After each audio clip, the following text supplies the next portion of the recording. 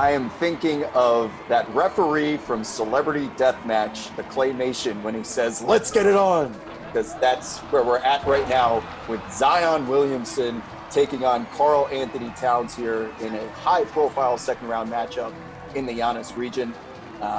What should we look forward to here, Justin, in terms of spread, totals, and just general opinions? That comes in as a 2.5-point favorite, over under 18.5. I love this matchup, man. I think Karl-Anthony Towns is one of the most underrated players in this tournament. Been a really great three-level scorer, 40% from three in 3 straight seasons. Been a good finisher at the rim and a really good finisher from mid-range throughout his career. So I'm curious to see this matchup of a little height advantage versus Zion's size advantage and how that plays out.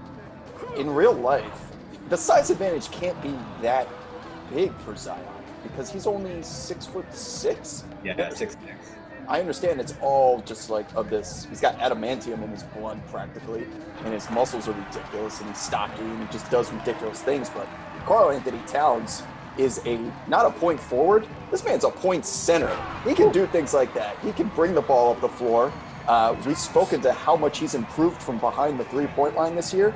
He is honestly what I think Zion Williamson should strive to be in terms of a player comparison, and I'll catch some flack for that.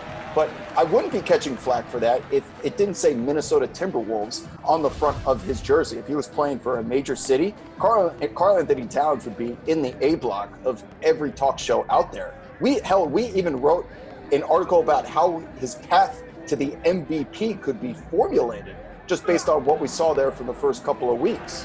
So I do want to give Kat his props. He does have his deficiencies, and he has the things that he needs to work on, specifically on the defensive side, but this is a talent, and it is someone I think that Zion would have some problems with in this format, but that's why we simulate. Yeah, Zion showed a little bit of a mid-range game in a first-round matchup against Derrick Rose. He had that you'd call that a drop step right-handed mini hook that he flashed. So he's had his shot blocks a couple times, but hanging in there 3-3 so far. I like that the 2K animation has that was probably the most realistic sequence. Cat getting burned off of on-ball defense off the first step. Zion going East Bay through the legs with the weak hand. I'm honestly disappointed we didn't set a prop on that. Under.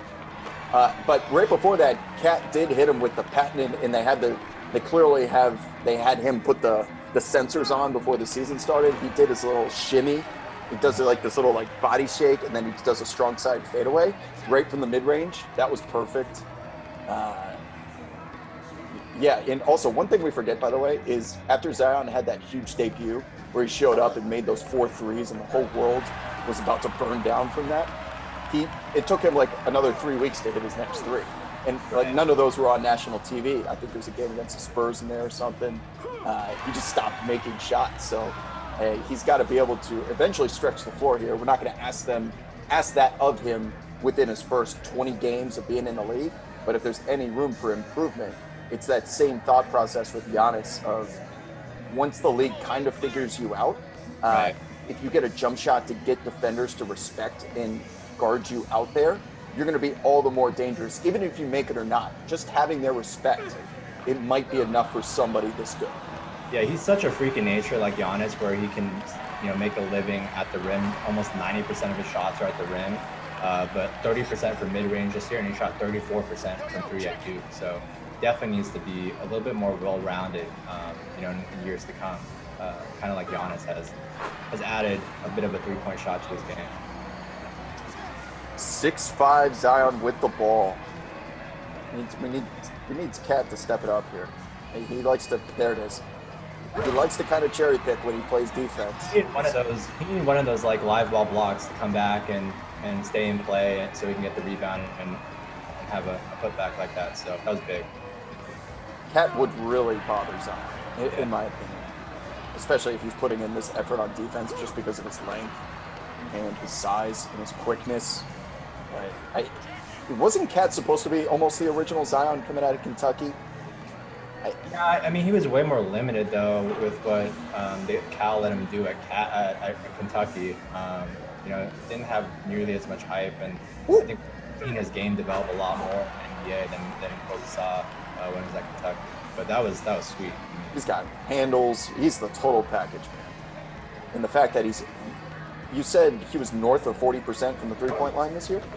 Yeah, he shot 40% plus from three in 3 straight seasons. So he's been a really great three-point shooter. Dude, that's a sample size. That 3 straight years of that for a center.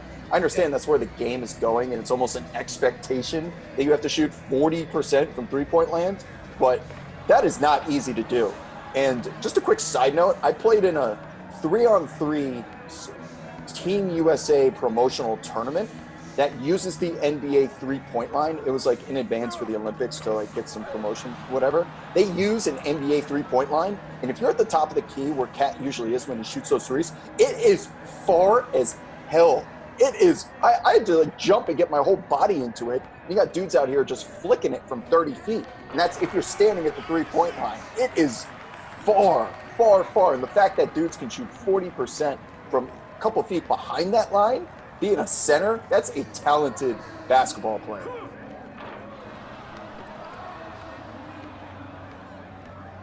Yeah, Cat only took 8 freshman season at Kentucky. I mean, that tells you how far he's come. He went 2 for 8 his entire freshman season. Now he's 40% from 3 straight seasons.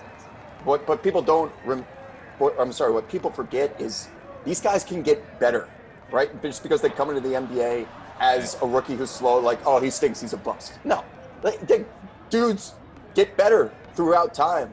Like, you got to give him some time to grow. I think Cat's a great example of that as he's going to put this away. Oh, that's a shot, too.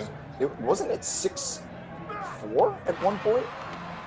Yeah, Cat's been putting on a defensive clinic. He's using that length, getting some blocks. When he tries. He's got a mailman emoji. Is that a mailbox? Is that what it is? Delivering this game winner right here. Oh, good one. Game.